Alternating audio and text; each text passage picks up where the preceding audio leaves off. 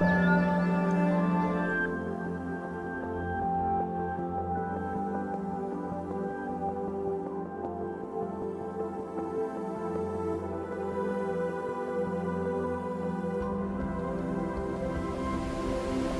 the studio today. Dave is loving it. He's ready. Again, I haven't been here for a couple hours. But I've only been here an hour, but I'm loving the way it feels in here. It feels good. So I won't loan you my blanket. I'm good. If I was going to bed, I like going to sleep when it's cold and wrapping myself up. But I don't like being at work on TV. Yeah. Gotta be cold. Do you all do cold hotel rooms?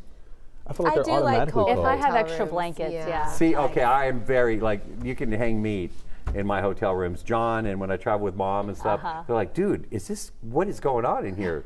I'm like, I like it cold. Yeah. Anyway. Yeah. And you're not paying for it, so it always bingo. It's like feels good to make it extra type cold. of AC in hotel rooms. It's like they put something in it. It's something different. But Makes you sleep good. we'll wrap it Yeah, up for today. sure. This is the blanket you got me, actually. Oh, it is. It comes in handy at my desk. It comes in Nice and handy thick for you, Yeah. huh? at this That's nice. desk. Aw.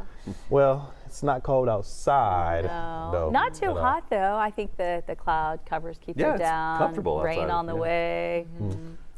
Mike? David looks very comfortable. My mom loves that you call me by my full name, by the way. Well, that's what Because she my named mom, you. I'm Dave. Right. Industry-wise, even in radio, I'm Dave. But my mom's like, I didn't name you. I know Mom's watching. Hey, Mom.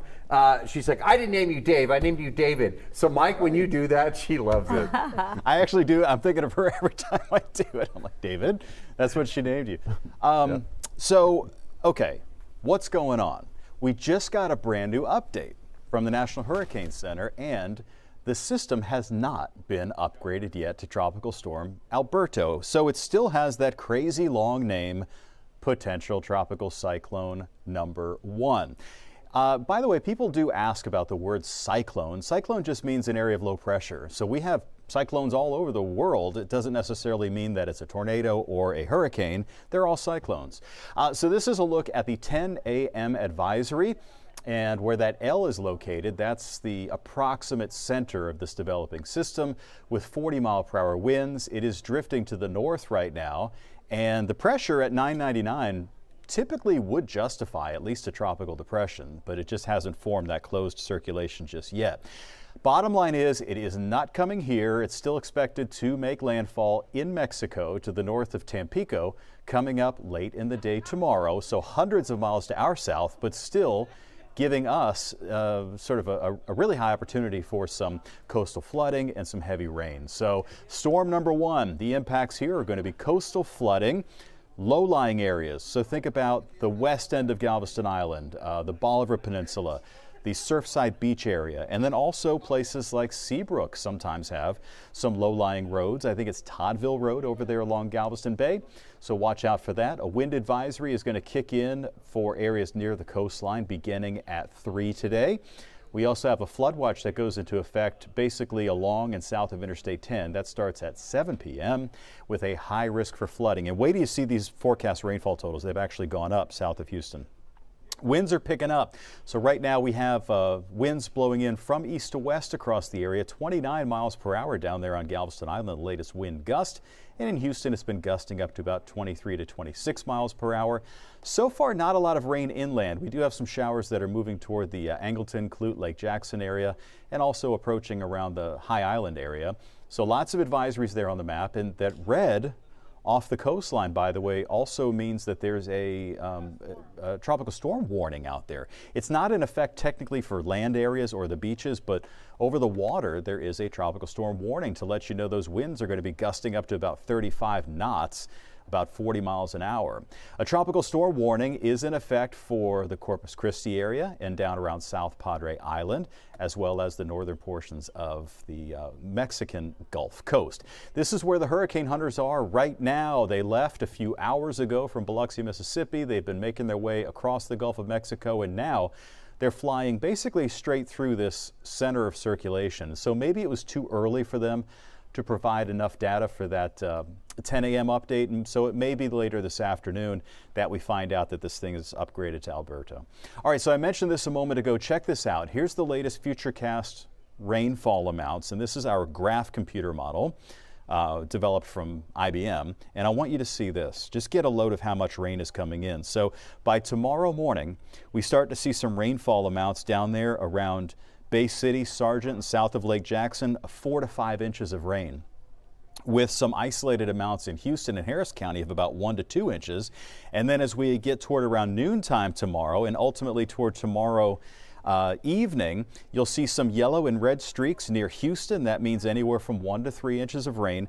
But that bright white down there to the south in southern Brazoria and Matagorda County, that's in excess of 9 inches of rain. So we're talking about, it's sort of off of the legend here. So we're talking about, you know, maybe 10 inches falling in that part of southeast Texas. So obviously a big concern down there for Houston and for places like Clear Lake and back over to Missouri City and even Katy. Yeah, we could see some isolated streaks of maybe 2 to 3 inches of rain, along with some occasional high wind gusts. It's getting hot down there on Galveston Island despite the wind and rain around. 88 degrees with an east wind at 16 miles per hour. So the futurecast calls for somewhat of a windy day today, a warm, breezy day with fast moving showers, and then conditions going downhill tonight. So after midnight tonight, we start to see more and more rain. I have it paused here at 4:30 tomorrow morning with heavy rain coming down from Houston southward, and then a few more rounds of heavy rain taking us through noontime, and still the chance for some strong thunderstorms and heavy rain through the afternoon. And just look at that mess heading into South Texas and the Rio Grande Valley as the system makes landfall and brings the threat for flooding to places like San Antonio, down to Laredo, and maybe even around the Brownsville area. So today we're going to leave your rain chance at 60%, taking us through the evening. Once we get past sunset and toward midnight, it's basically about a 90% to 100% chance. Notice those winds from the east at 15 to 30 miles per hour. By Thursday and Friday, everything is looking like it's going to gradually improve. We'll still have a chance for some scattered storms, though, through Thursday, Friday, and the weekend, but it won't be nearly as much of a threat as it's going to be tonight and tomorrow. So you can get coverage of all this, of course, continuing not only on the air, but through our Fox Local Smart TV app. For example, coming up at just 11 a.m. this morning from 11 to 11:30, JD and I are going to have a half hour of coverage dedicated to this tropical system. We're actually going to have some interviews with our meteorologist colleagues from Fox Weather as well. Craig Herrera is down in South Padre Island, so we're going to hopefully get a live report from him coming up at around 11:15 this morning, so I hope you will tune in for that. That'll be a great conversation. Can't wait to see what all they have to say, Mike. Thank you. Yeah, it's getting interesting, right? I mean, this is just the beginning. We're going to have lots and lots and lots of these on the way for the next several months. So it's going to be busy. Just imagine how much rain we're getting. Even with it hitting that far south of us, we're still going to get hit pretty hard. Yeah. Yep. Welcome to Houston. Yep, here you are, your first chance to experience it. But I heard him say potential tropical storm. My antennas went up like, tropical What? storm? What? Never in my lifetime to the Gulf experienced Coast. a tropical storm. Just thunderstorms and rain and tornadoes and snow and So no hurricanes ever for you? Never in my life. Oh, The wow. feeder just outside the station is known. It's notorious for flooding, so just a reminder. Yeah, right to outside be Buffalo Speedway out careful. there. It does look, Yeah. that Or Exxon station over there. Even yeah. on the other side coming in from the Southwest Freeway at Wesleyan, you just have to be really careful. Yeah, be careful. Okay. Just reminding you while it was fresh on my mind. Maybe I won't be able to come into work. We'll see. No, I'm joking. Sally and I have slept on couches plenty of nights up here Yeah, because we we were have. worried we couldn't get here. Some people have even haven't people walked parked somewhere I else? have. I've had, Wow. I've And had walked to over? park across the highway and walk underneath the underpass. Yeah, I'm Oh, one my of goodness. them. They took the bed out, though, from Studio B. Remember Yeah, there was like a little darn cot over it. there? We all fought over it. Darn it for innovation and growth. Now there's one good couch, Yeah. maybe a couple. Yeah. Well, Shelby Rose is live in Galveston, where she's been watching conditions down there all morning long, and they have not changed much, Shelby. No, it is still incredibly windy, and the swell of Galveston Beach, it has honestly stayed the same. But if you spend any time down here, I mean, you know that this is nothing like what we're used to. I mean, just look at the tide coming in. Normally the beach goes down pretty far from where we are right now, but the line of which the tide has come up has stayed pretty consistent, although officials do tell us that it is not going to stay the same as the day goes on and into tomorrow as well. There warning people of some street flooding, specifically here in and around Galveston in Galveston County. They're warning residents just to have your go bags ready, to have your hurricane kits ready, because obviously, as we're all very well aware, conditions can change without much of a warning whatsoever. And so one other thing, though, that they are stressing, especially when it comes to here on Galveston Beach, of course, it's summer vacation. We have people that unfortunately decided to pick this week to come to Houston, to come to Galveston and enjoy their summer vacation, but they're asking everyone to stay out of the waters. I mean, it's pretty clear. You can look at it and see how rough those conditions are. We've unfortunately been seeing quite a few people go into the water. We haven't seen anyone go too deep into the water just yet. There have been a couple that I've been kind of keeping an eye on because it has kind of worried me a little bit. But they're asking everyone just to stay out of the water, at least just for the next few days until this system comes in and moves out. You know, I know that this is prime surfer, weather. I know that a lot of people who consider themselves strong swimmers think that they'll be okay, but rip currents can honestly take anyone and everyone. We've already had a handful of deaths so far this year in Galveston. We do not want to add any more. But of course, officials down here, they're going to keep looking at conditions and updating the public. And of course, we will be updating you as well as soon as we get that information in. But for now, we'll send it back to you all in the studio. All right, Shelby. Well, we'll see what happens in the next. Yeah, but sure. Been whipped around by the wind down there for hours. So Shelby, we'll give you a break, girl. You've been down there 6 hours, so thanks. Take a break from the sand in your eyes. Thanks for being down there. Okay. Yeah, it's really windy out there. Yeah, for sure. Okay, so we're going to get all cuddled up and settle in a little bit because we have a lot more to talk about. But we're going to take a quick break. Fox 26 is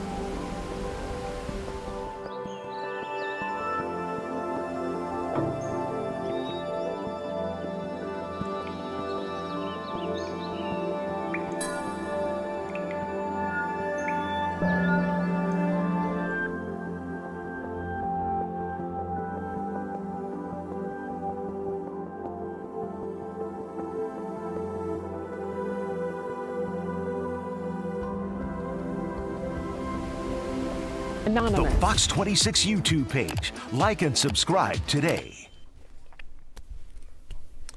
Well, tomorrow is Juneteenth. Hopefully the weather subsides so people can get out and celebrate for sure. If not, there's one place in town that is celebrating all week long, so you don't have to stress about it. Savoy looks amazing. You said you want to check it out, right? I've been there before, but I haven't been there obviously for Juneteenth. So maybe it might be a good place to go. Yeah, it sure They have seems some like good food. Yeah, Ruben. Ruben Dominguez is there. Hey, Ruben. Wait a minute. Delon, you came down here and you didn't tell me. I would have met you. I thought. I thought we talked about this. We were going to start hanging out. So I know Sherry is there with you. She does PR for them. I've been there actually with her and a couple of other people. No, I know who that. I'm not talking about Sherry. I'm talking about you. You have my phone number. I know that. So, this is the early days when I first got here. I think it was before I even got here. Before you bonded. Okay. Before we bonded. You know I sit right across. You know I sit right across from you in the newsroom, right? I don't think you're getting out of this. I'm sorry. Okay, so let's go to Savoy tomorrow then. We can go tomorrow. Hey, no, it's all love. It's all good. It's all love. You know, Delon knows I got him. All right, here we go. The Savoy.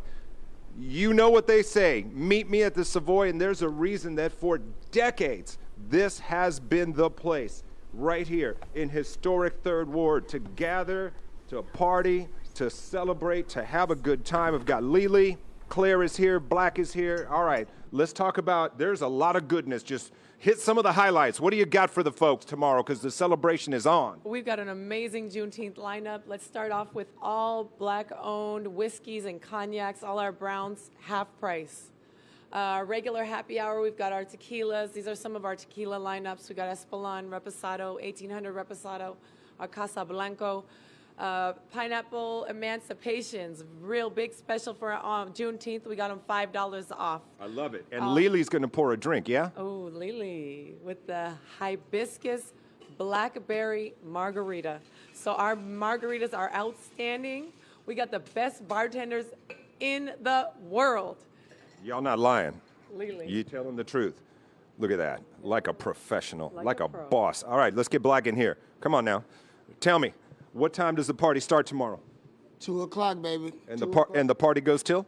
2 o'clock, baby. See, even TV people can do that math. All right, so and how about folks that are a little bit worried? You know, there's a storm coming. There might be some rain. Don't worry, don't worry. We cover patio, tempered patio. Just come on out. We got you. That's right. See, Good. yeah, you're gonna feel at home when you're at the Savoy. That's what they do. That's what. That's umbrellas out. It don't just come on.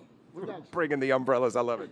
All right, so, you know, and the party's going to go on all week. I mean, this is a celebration that lasts throughout the week, yeah? Yes, we're going all weekend. I love all it. week to the weekend. I love it. I love it. So if you haven't been down here on Emancipation, you can't miss it. It is the legendary Savoy. Come on down. You can drink an Emancipation on Emancipation. All right? Come check it out. All right, we're going to send it back to you guys in the studio because we have some eating and drinking to do. All right. Eating what do we and say? Drinking. Hollywood!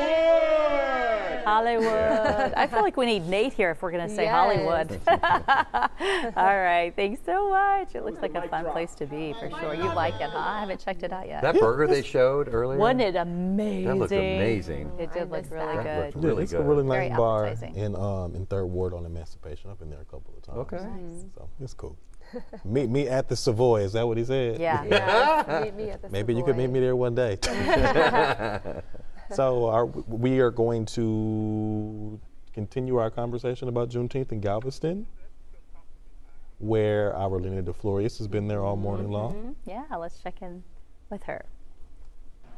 It's one thing to know about Juneteenth, it's another to experience it through the eyes of the people who lived in the moment. I want you to join us for the And Still We Rise exhibit here in Galveston. It's an interactive display here where you can really find out the details of what it was like in that time before, during, and after Juneteenth. And I have Ms. Tommy Boudreau, who is the chair of the African American Committee with the Galveston Historical Foundation. For someone who's never been here or someone who's been here before, kind of walk us through what the experience is like. Our exhibit, as you said, it covers Galveston prior to June 19, 1865, the lives and things that were happening during that time. And then we actually go to that day where we have responses, people reacting to that particular special moment.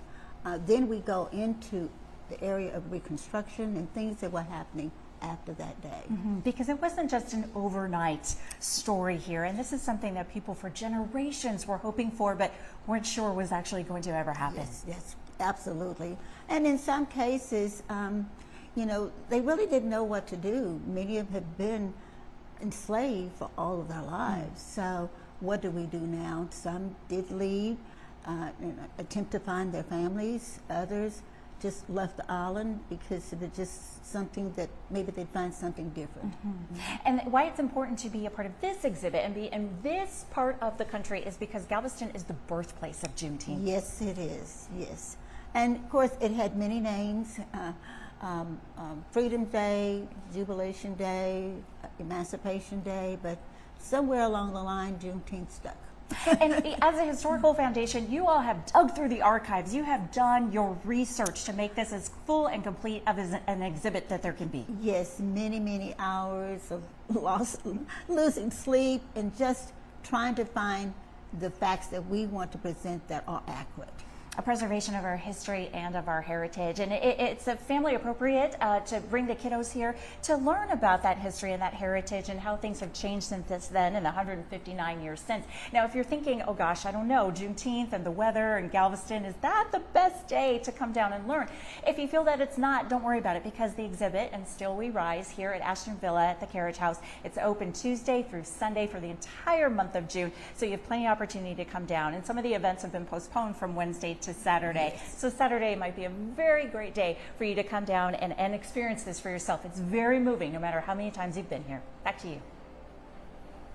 I'll have to go down and check it out. I wanted to take my parents to Galveston when they were here this weekend. And your dad wasn't having it. He wasn't really We got to figure out what's up with Daddy Dillard. He said he was not having the beach. Well, since this is the after show. Well, one, it was because it was hot and he just didn't like being out. Well, I can get that. But then he was like, yeah, I heard Charles Barkley's comments, and I was like, if you stop,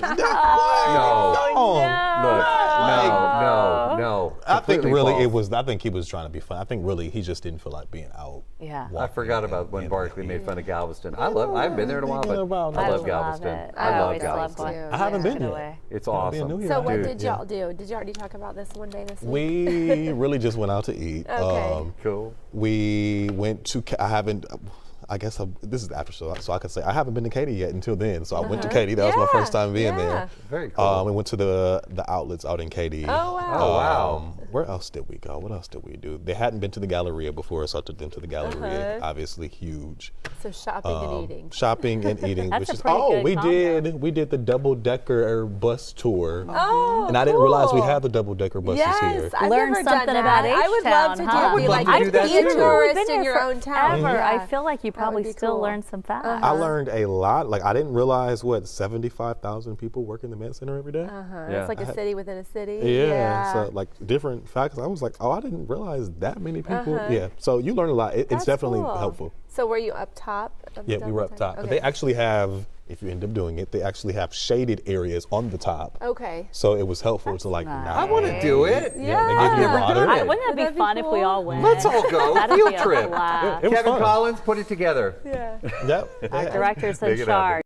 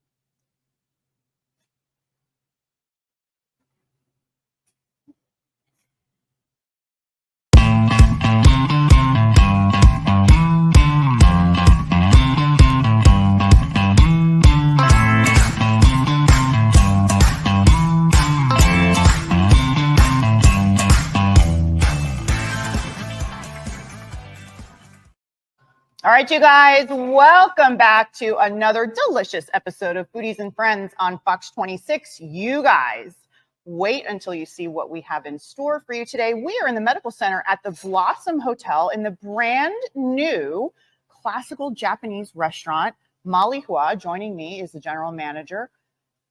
Daniel Curley. He has curly hair, as you can see. Yes, he was just talking about his haircut. Got to go get a haircut pretty soon. Yeah, I think so. A little bit. Don't want your hair to be curly. No. It's wispy enough. Wispy enough. It looks fine. It looks fine.